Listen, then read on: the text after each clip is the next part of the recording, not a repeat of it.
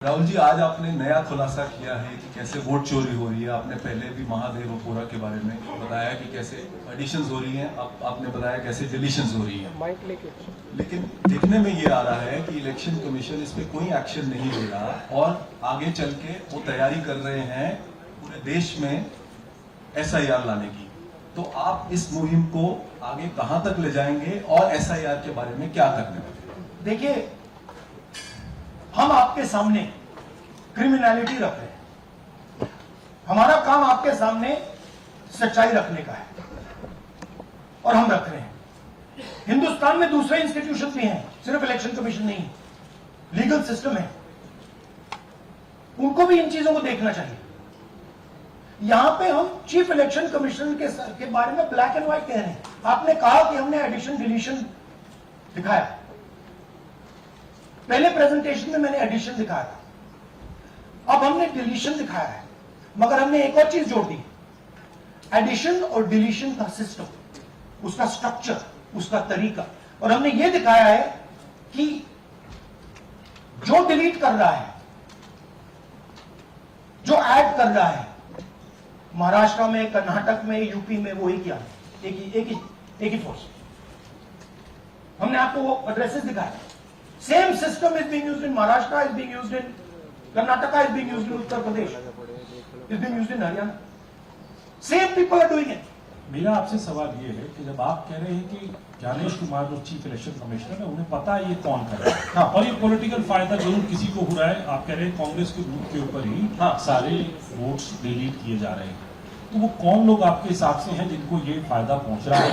पहला। और दूसरा ये, वो आपने एक हफ्ते का समय दिया है, जब आपने एक हफ्ते का समय दिया, तो क्या एक हफ्ते बाद आप इसको आगे कैसे इनिशिएट करेंगे? क्या आप लोग कोर्ट का रास्ता अपनाएंगे या और कोई हायर एजेंसी से इस बात की डिमांड करेंगे? क्योंकि ये ऑर्गेनाइज्ड तरीके से क्राइम दिखाई दे रहा है जो आप बता रहे हैं। अगर आपकी बात के ऊपर जाए, देखिए, फ्रैंकली ये जो मैं यहां कर रहा हूं, ये मेरा काम नहीं।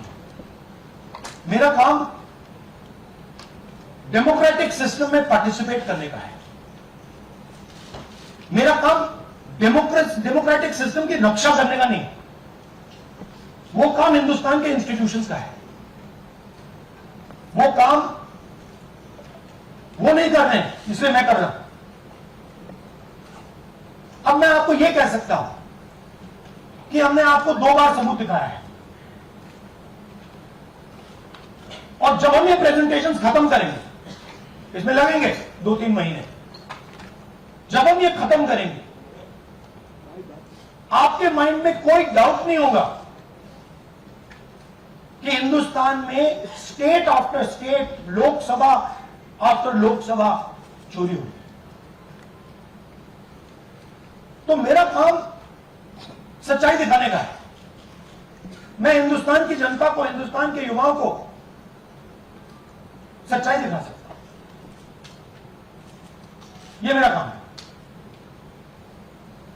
उनकी जो इंटरेस्ट है, क्योंकि ये जो कॉन्स्टिट्यूशन है, ये हिंदुस्तान की जनता का रखवाला है, प्रोटेक्टर है, और मैं इसकी प्रोटेक्शन कर रहा हूं। इसकी प्रोटेक्शन करने का काम हिंदुस्तान के इंस्टीट्यूशंस का है, हिंदुस्तान के ऑपोजिशन लीडर का नहीं है, मगर इंस्टीट्यूशंस नहीं कर रहे हैं। अच्छा, एक इंटरेस्टिंग बात आई है जो मैं आपको बताना चाहता हूं कि इलेक्शन कमीशन के अंदर से हमें मदद मिलनी शुरू हो गई। मैं साफ बोल देता हूं, इलेक्शन कमीशन के अंदर से, पहले नहीं हो रहा था, अब इलेक्शन कमीशन के अंदर से इंफॉर्मेशन आ रही है। ये रुकेगा नहीं, ये रुक नहीं सकता है, क्योंकि हिंदुस्तान की जनता इस बात को एक्सेप्ट नहीं करेगी। एक बार हिंदुस्तान की जनता को, हिंदुस्तान के युवाओं को पता लग गया कि वोट चोरी हो रही है, उनकी शक्ति लग जाएगी। हाइड्रोजन बॉम्ब में ब्लैक एंड व्हाइट है। मैं फाउंडेशन लगा रहा हूं, मैं फाउंडेशन क्रिएट कर रहा हूं, है हमारे पास। मैं स्टेज पे बिना प्रूफ के नहीं चलूंगा। आपने कहा सर कि आपके पास पुख्ता सबूत है, ब्लैक एंड व्हाइट सबूत है, तो क्या अगर ईसीआई अभी जवाब नहीं देती है तो कोर्ट का रुख करेंगे, ये ऑप्शन है आपके पास, जाएंगे? देखिए, मैंने कहा कि मेरा काम एज ऑपोजिशन लीडर